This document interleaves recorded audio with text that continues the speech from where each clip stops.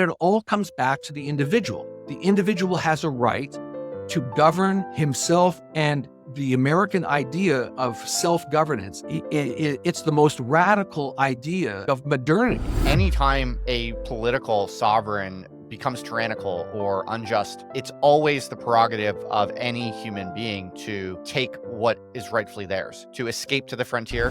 The most important fundamental way to understand what the Americans were doing during the revolution was that it was a moral revolution. The intrinsic American philosophy and practical dynamic is you go to the frontier, you govern yourself more and more. You take on more and more responsibility for yourself. You're always looking to claim more independence to the maximum of what is feasible.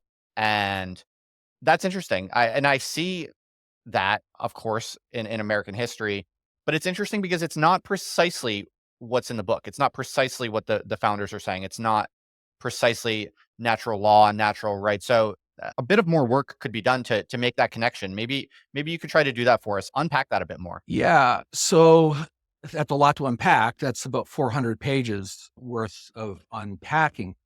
But why don't we go back to the beginning? Let's go back to the beginning of what we call the American Revolution.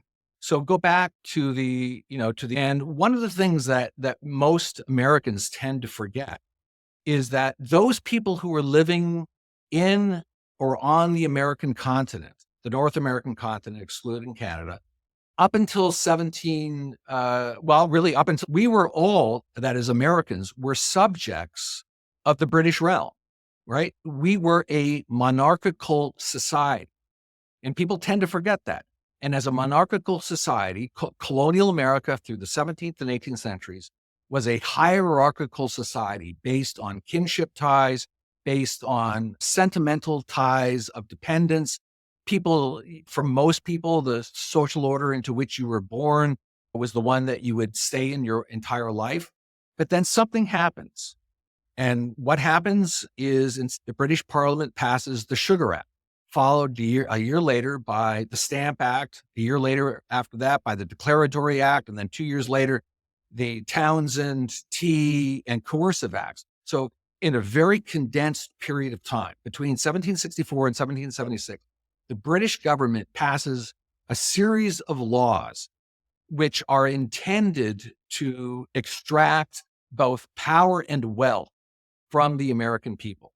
And as I said, the colonists who were living in America were Britons. They were subjects of the British crown, and they accepted the primary philosophic ideas of all Britons at that time, of which I would say there are primarily two. And this is important. Almost all American colonists believed in the idea of the rights of Englishmen, right? And the rights of Englishmen are the rights of a particular people at a particular place and a particular time. And the rights of Englishmen are rights that are embedded in the history, in the 1,000-year history of the British people.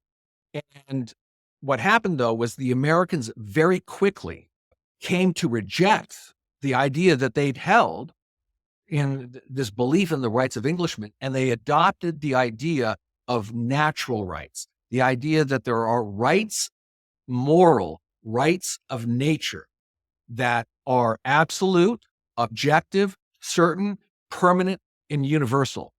And that changed everything, right? So the subtitle of my book is A Moral History of the American Revolution.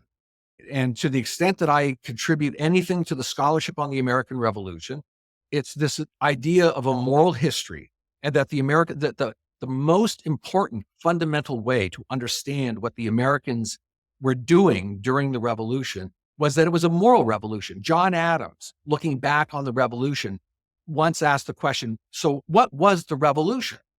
And he then he says, was the revolution the war? He says, no, the revolution was not the war. The true American Revolution was the revolution that took place in the minds and hearts of the American people. In the 15 years before, which means, this is what my book tries to do, is to recover this moral revolution. And it's intimately connected to the idea of natural rights, right? It's so when the Americans abandoned the idea of the rights of Englishmen and adopted this idea of natural rights, right? Rights that transcend the rights of a particular people at a particular place at a particular time. That is the great mental break, So right? basically, because there are natural rights observable to all, demonstrable, and amenable to our shared reasoning capacities, because those natural rights are observable to all, anytime a political sovereign becomes tyrannical or unjust, it's always the prerogative of any human being to basically take what is rightfully theirs, to escape to the frontier, to enjoy the pursuit of happiness and these values that are self-evident. It sounds like that's basically the connection between natural right and this incessant move to the frontier and this incessant increase of self-reliance that we see in the American story. Yeah. So what they are doing is at the beginning of the revolution in 1765, they think they are recovering rights they have lost, Mm, namely the rights of Englishmen. But then, as I said, they reconceptualize this idea of rights from the rights of Englishmen to natural rights.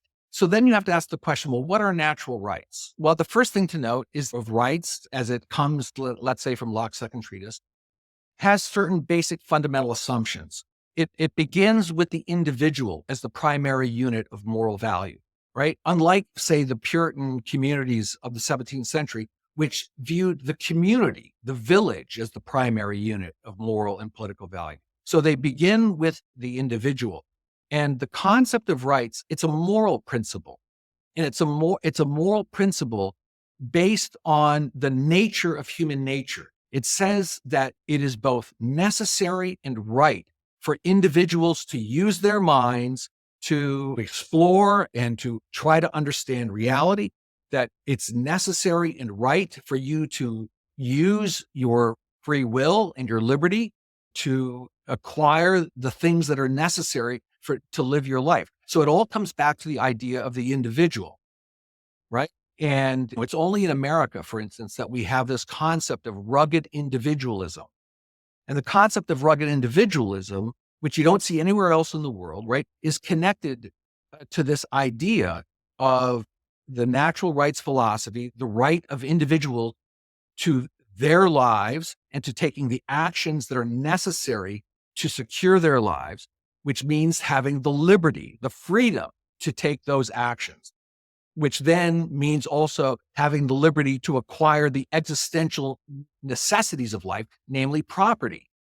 And then it also means having the liberty to pursue one's, I'm using this in a non religious sense, one's spiritual ends and purposes, namely the pursuit of happiness, right? But it all comes back to the individual. The individual has a right to govern himself or herself. And the American idea of self-governance, it's the most radical idea, I think, of modernity. I mean, it completely radicalizes both the Christian and the classical Republican understanding of what a community is. okay.